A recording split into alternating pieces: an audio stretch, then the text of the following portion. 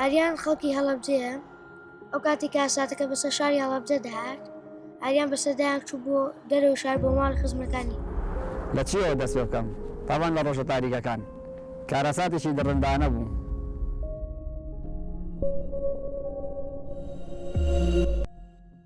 وەم کارەساتە بۆ هۆی شەهید بوونی زۆر بەداخەوە زیاد لە 5,000 خەڵکی بێتاوانی شارەکە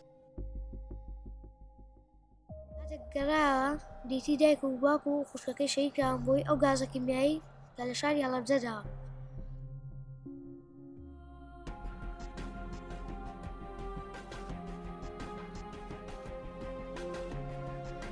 زۆر سەربەرزم کە وەک ژنێکی ئازای کورد شان بەشانی هاوسەرەکەم خەباتەکەم لە پێناوی باشترکردنی ژیانی میلەتەکەم لە فیلمی شانزەی سێ کە ئەویش دایکی ئاریانە ئەم فیلمە لە ژیانی منە تەجروبەیەکی تازە بوو و ناوەڕۆکی فیلمەکە زۆر دڵهەژێنە. It's quite a dramatic storyline. It actually covers a lot of real life non-fictional events, very political issues that are still ongoing today. Women and children defending the city of Halabja. I think the most significant thing about 1603 is the story. It covers so many different areas, but the main thing that makes it set apart from all these other films is the detail to the historical accuracy of this horrible event that happened in 1988. That from recreating the exact wall, the exact step, the exact clothing, body positions, camera movements, the way people moved, and just all these different things that put so much time, love and care into the film, and that really comes through for the message about the message of terrorism and politics. And there's a love story, there's action, and there's drama. I mean, there's so many different things in this film, and it's got so many things to entertain a whole bunch of different people, but above all, it's going to be one of those films where it makes you think and feel as much as it'll entertain you, and that's really important. It's going to be an educational experience that you're going to enjoy, and that's rare these days, so you're going to savour it while it's out. So go to the premiere. That's enough from me. I hope you enjoy it, and I'll see you there.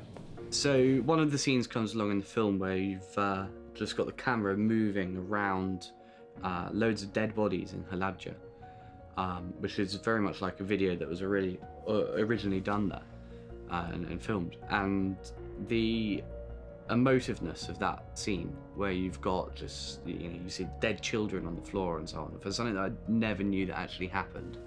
It's absolutely it's devastating what's happened there, and this film really brings to the world what you can see and what actually has happened in Halabja. What do you think you've learned from the film? I'd say that the most interesting part of the entire film process was the trip to Kurdistan. It was definitely eye-opening. It was beautiful. The landscape was amazing.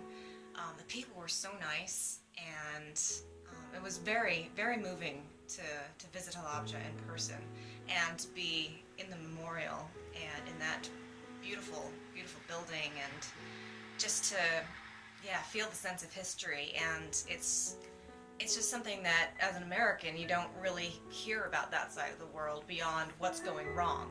And it was so nice to visit the country and see how things are, just going, people are just living their lives and just trying to, have a good life with their families and work, and it's not all, chaos over there, as we sometimes are led to believe, which is really sad. My favourite part of the whole film would be one of the interviews with Helen, and it's where Helen there's a flashback to Helen and Aryan in Kurdistan when they went abroad, and showing through all the different locations and the amazing waterfall and the castle that they're in and so on.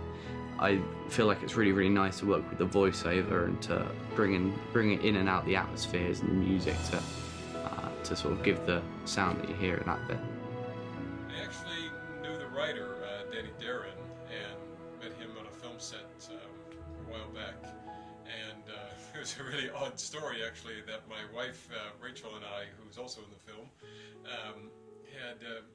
went to a premiere because she had been invited to it by this man, and we get there and I see Danny there and I'm like, hey, Danny!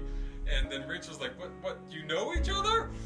And it ended up being Danny was the same guy that she had just met as well. So from there, it was like a year later or so that he had told us about the auditions coming up, and we went out for it, and we both got in the film. And I think the world would be very interested to watch this film and to learn a little bit more about the Kurds' plight in Iraq. So I think the movie was very, very interesting. My experience today was very, very good. And you could say it's a story that's very personal to his life.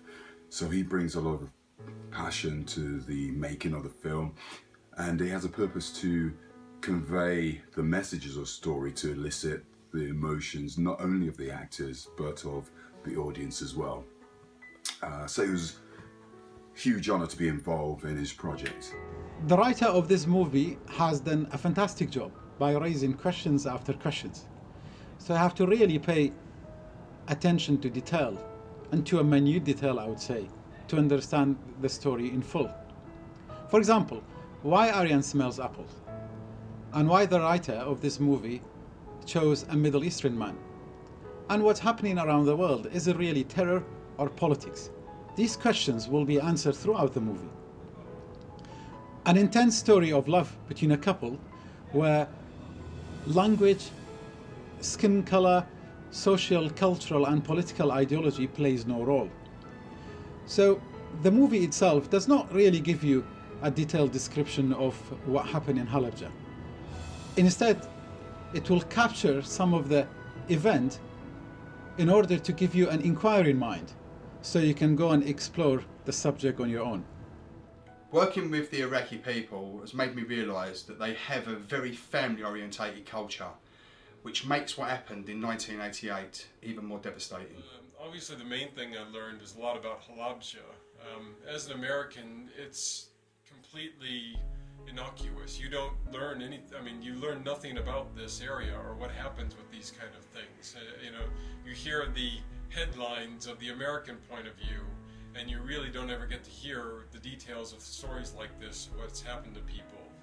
And it's, really is just an amazing story that people need to hear about, and especially Americans in this time of age when we're still resorting to war as a primary way of solving problems. And people need to hear these stories to go, look, these are the things that happen that keep happening because we keep fighting each other. And these kind of stories, once you tell them, I think are the things that help open up people's minds to realize this is not the way to go about it.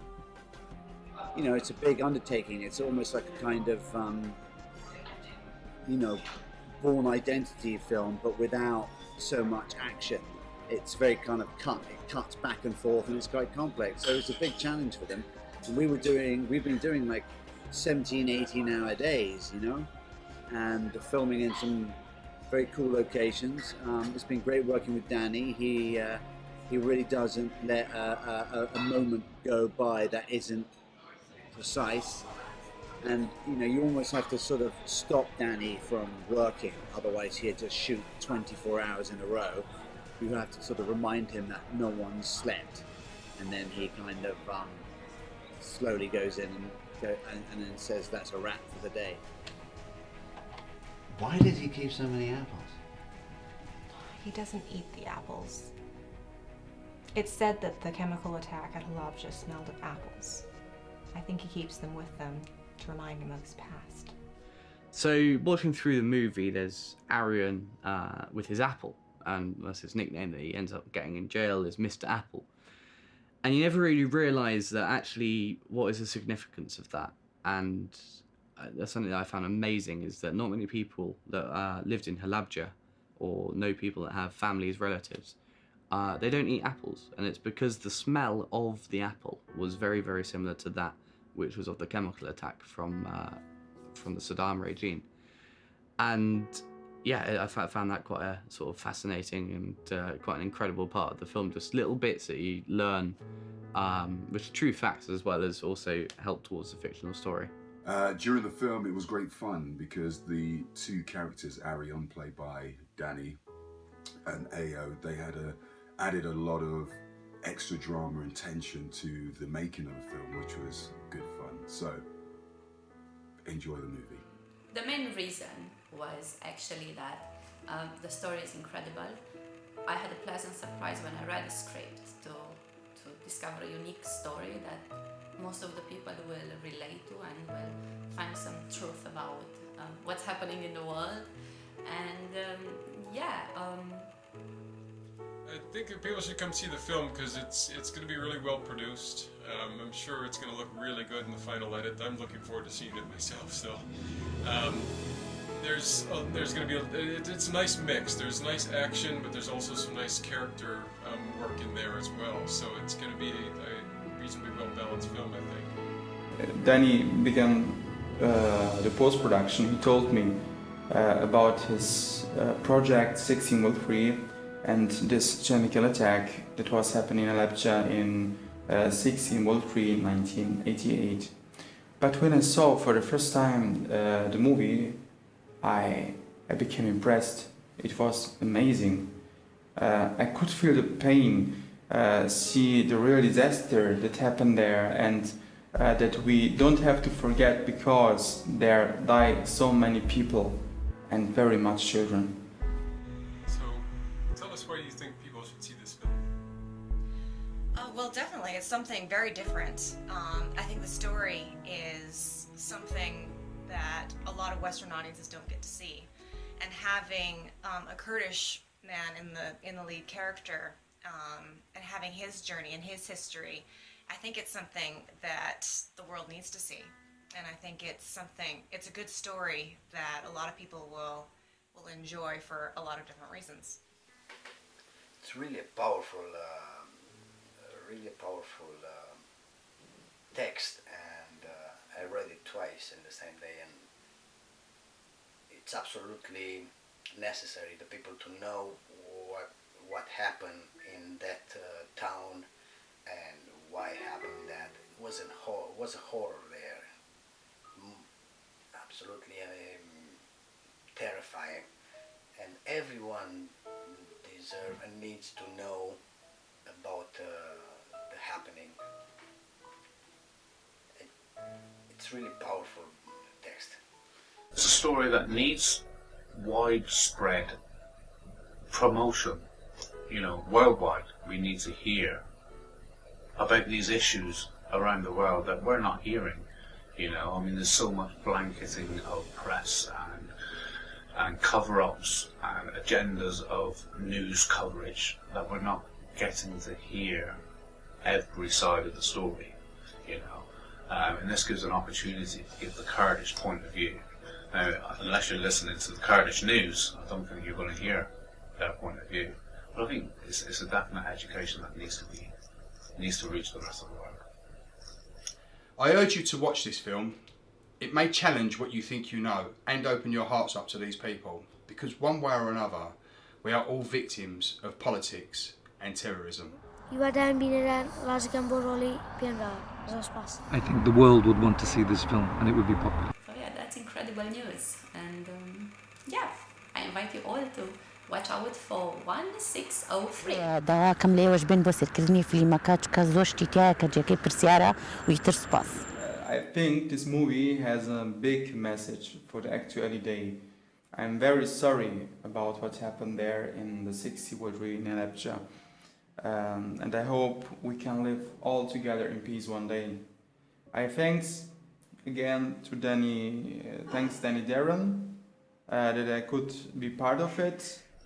All I would say is take the time to go to the cinema, take the time to buy the DVD, watch this, educate yourselves, educate your children. This is a very important storyline and it needs to be heard. So I will encourage you to go and watch this movie.